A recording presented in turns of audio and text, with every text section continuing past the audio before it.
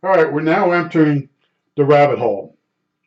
Uh, the goal is to take this variable capacitor, plastic for a Sanyo channel master fringe radio apart. It's a three gang capacitor and it's got four trim caps, which you can see.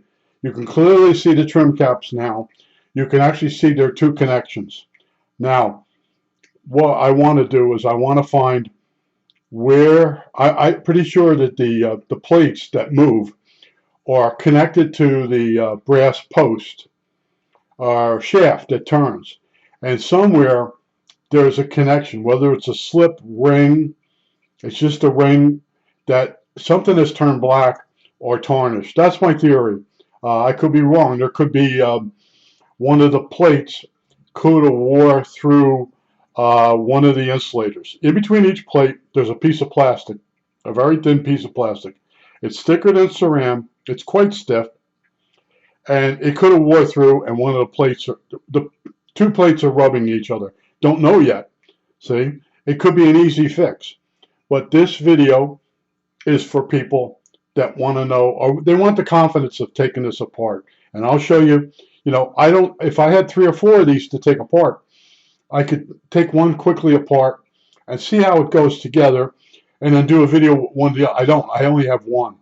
But now that I've shown you that, I want to tell you another thing. When you're doing you should make scratch marks in the variable capacitor so it goes back together the same way. You should also draw where the connections on the capacitor go down into the circuit board. You should draw all that. Now, the first time I learned that lesson, and I'm not doing it.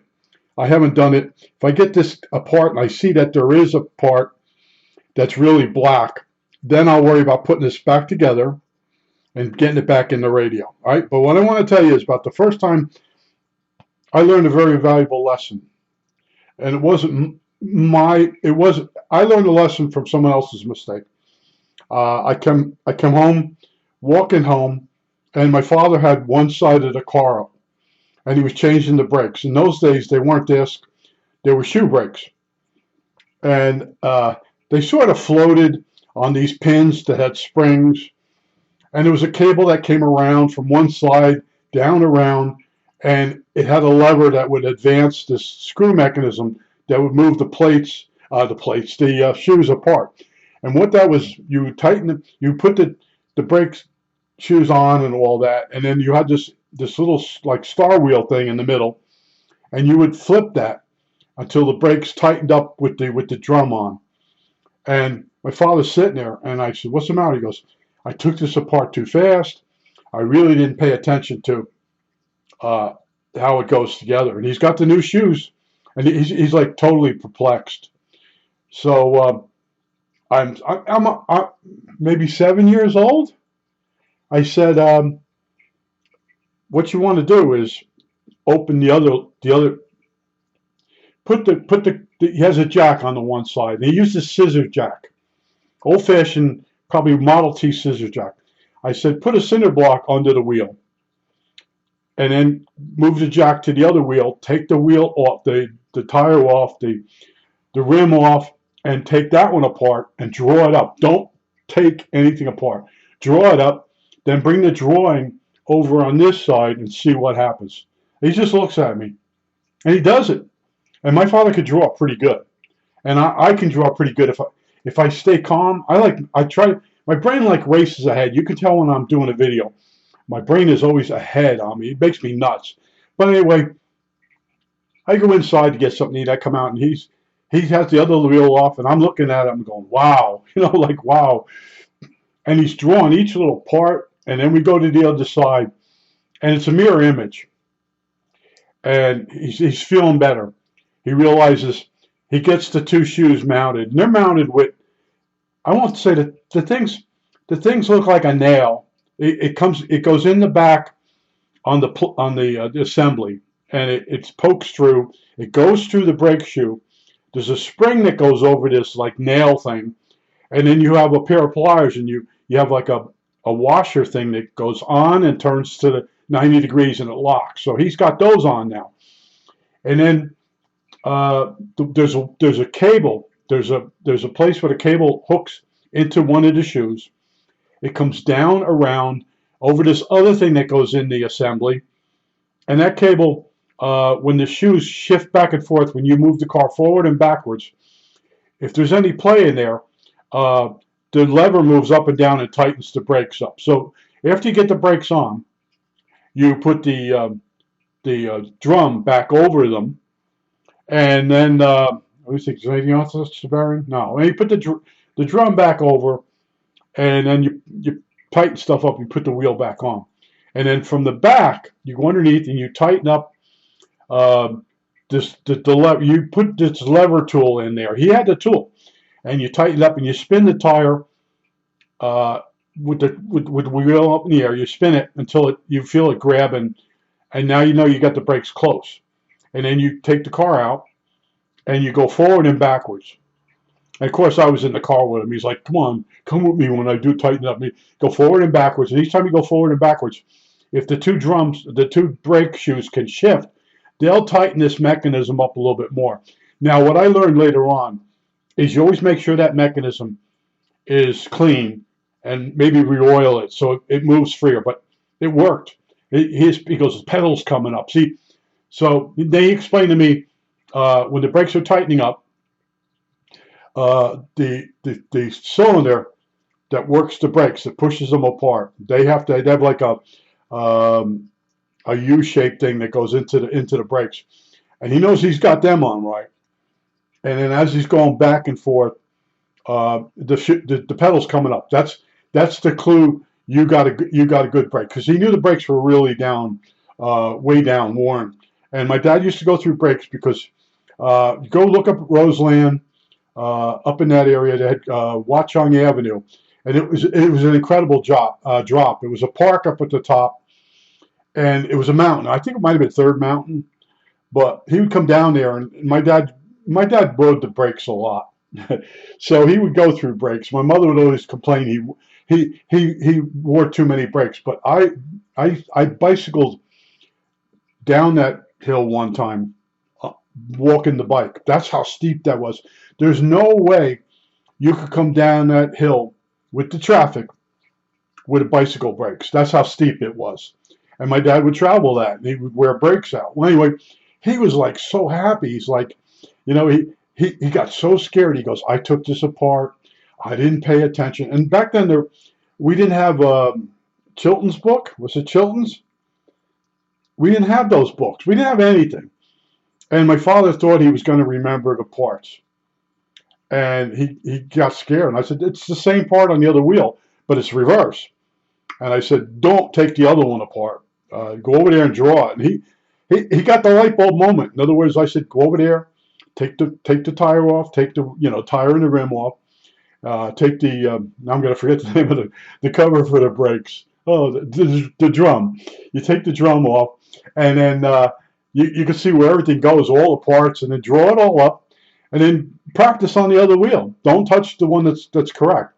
And he was able to do it. He's like, "Okay, this one, it's almost like an L-shaped rod, and it hooks in the back. It comes through the shoe, and then you put a spring on it, and then there's this looks like a washer, a dish, and you push it on it, and it's got the nail thing has like a shape to it. You push it on and turn it to 90 degrees. It comes back a little bit because it's under spring pressure, and that's what holds the brakes in place. When you see it, you don't think it could actually work. That's what's so scary about it. And then down at the bottom, you got the boots, the two boots with the pistons. I think they call pistons. It's a cylinder with two pistons, and you make sure they're engaged. Each one is engaged with a shoe. Because if you don't, and you step on the brake inside the car, the piston might shoot out of the cylinder. Boy, it sucks getting old. But I just want to tell you, I'll give you a little bit of story. I won't say I'm in over my head on this capacitor yet, but I'm being I only have the one.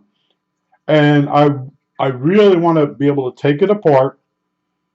And I think this back comes off. These these pins here, there's 4 of them. One of them soldered to this plate. And you make sure they're not soldered.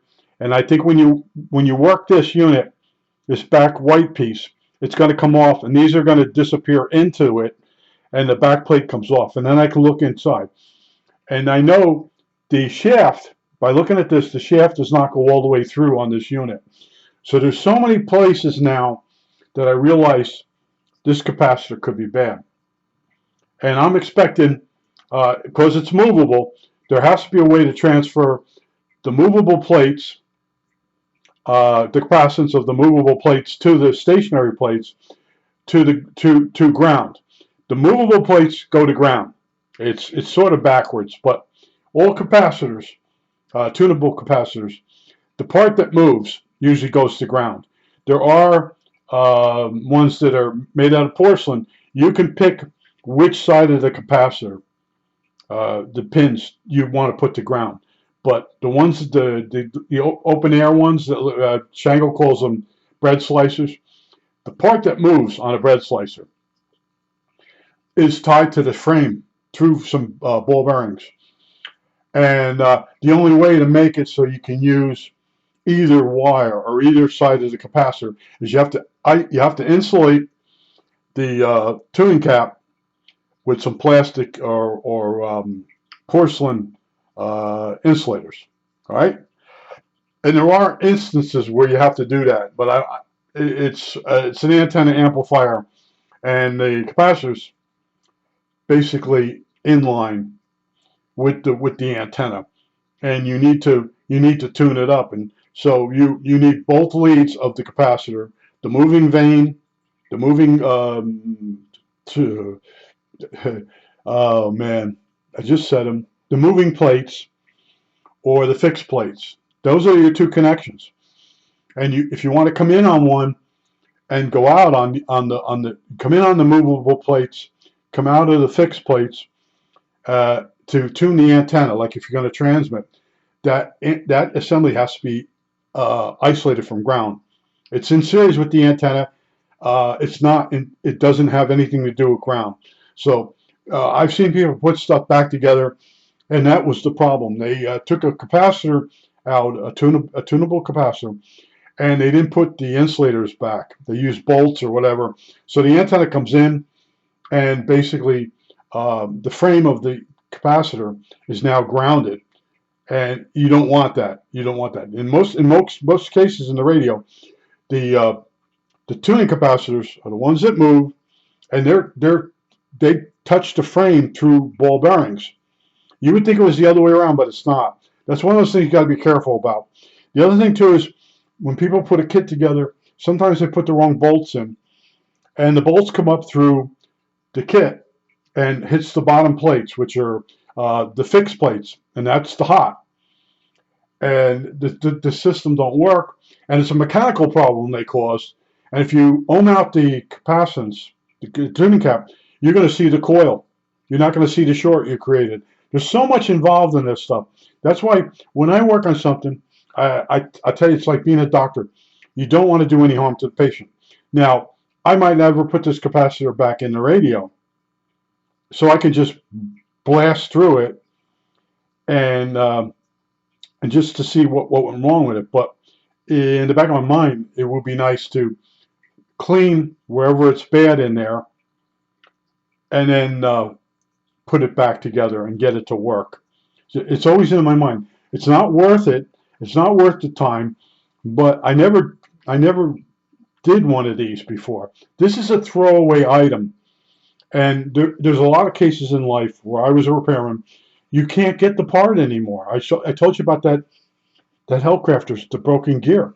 I could buy the full assembly from the guy for $100, and then get it shipped to me and find out that gear has a crack in it because when they press fitted it, there wasn't enough meat. The way I fixed it by splinting the gear. You can go look at the video, but there are instances if you really want to fix something that you have to salvage the part that's in the unit. In old cars, if you're restoring old cars, you can get almost every part for that old car. But in some cases, the part comes from a donor car, and it could be really rusted. You might have to use it to make patterns to fabricate another part. I've done those things in my lifetime, and I don't want to do them anymore. I really don't want to work on this capacitor, but I just said to myself, every day make a move on it. Every day get a little further along. I'm dying to see inside where the movable plate assembly, which is on the shaft, takes the capacitance from the plates and transfers it through a moving joint or slip joint, or it could be, they're not brushes. I think it's just going to be a metal ring, and it's up against the brass, and it's black or it's worn. And the other thing is the in between each plate, there's a piece of plastic. One of them could be worn through. That's what one of the, not YouTube, one of the websites shows. It actually shows the plastic plates that are between the metal plates is actually worn through. And you start to get the two plates rub, and that's your normal problem with a capacitor. And you know, when I did this NC 173, the capacitor either got hit, something moved in it, and I couldn't salvage it. And I had to put a new capacitor in. I had to modify it. It was tough getting into the bolts.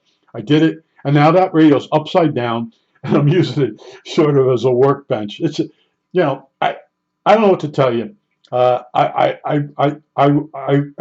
had this tuning capacitor in the garbage yesterday, and it bugged me. And I know I never went this far into a radio as a plastic trimmer cap or a tuning cap. So part of me says, it isn't worth fixing. And the other part of the brain goes, nah, you can't fix it, huh? You're afraid of it? And I'll honestly admit, I'm sort of in over my head because I don't know what I'm going to see in there. And that's the honest truth. Now, other people, oh, it's nothing to do it. You just put a new one in there. Well, you can't get a new one. Spray some deox in it. Yeah, I bet if you spray deox in this unit and you got it just in the right spot, it would clean the ring, the pickup ring, and it would work, but only for a few days, and it would go black again. You'd have the same problem. That's why, you know, and then one guy says, don't spray it. It leaves a residue. One guy said if you spray it, the suction of the liquid against the plastic plates, when the plate moves, it drags the plastic plate with it, and then it breaks. So I went reading, man. I've been, and I'll probably do a little more reading tonight. This is as far as I'm going today. And I'm pretty sure if I clean, there's 4 of these tabs. And once I unsolder where these trimmer caps go, this back plate will come off. I'm pretty sure. You know, there's rivets on here. There's screws. The screws are part of the trimmer cap. There's rivets. They're holding the plates for the trimmers on this insulator. So I'm thinking this insulator comes off from the back, and you build this up from the front up, and that's sort of what the guy on YouTube, he took one that was 4-section and made a 2-section out of it. I would just do it a different way, but he took it all apart. Go look at it. He's drawn all the little parts on a piece of cardboard. He's got them all in sequence, and he takes it, and I'm like looking at that, and I'm like, that's not what I'm dealing with. But seeing someone else do something similar, you get a little bit more, well, I'll do this, or this. You know, as soon as I break any of these parts, I'm screwed. And like I said, if I had 5 of these, the first one I would just destroy, taking it apart, just to see how it comes apart. And the other 4 would get rebuilt, or parts of the other 4 would be used to make up 2 or 3, whatever amount I could get out of it. But I've done this kind of work, but my eyesight's not as good. My hearing's no good. And patience. When you get older, you don't have the patience. And then there's a theme that runs through your head. Why am I bothering? Why am I bothering? But the part of you that's a repairman keeps saying, well, it'll keep you busy. You never did this before. So there's a little bit of conflict in your head. It's over a freaking part that's, what's it, a $4 part? If it was that, if I could buy it. Yeah, But that's how I am. I'm telling you honestly, when you really are into repairing, you go the extra mile on stuff, even though you don't have to. It's just like to make sure. Yeah, I could do that if I want. I don't say that. I don't know. I don't know how this thing is put together. And I went looking on the internet. None of them are built like this one. The ones I saw apart on the internet. And I'm like I said, I'm documenting it a little at a time, and it's going to help somebody else. It's going to give them the confidence. That's what my videos are about. Other people are like, boy, that was really boring. One guy one time he goes, well, I did. Was it the aircraft radios? And they're not NC. Well, anyway, he kept telling me it was getting boring. I was doing too many of them. But each time I did a different section of the radio, what I ran into, it's going to help somebody somewhere. That's what I'm shooting for. I think that's it. All right, that's it for today.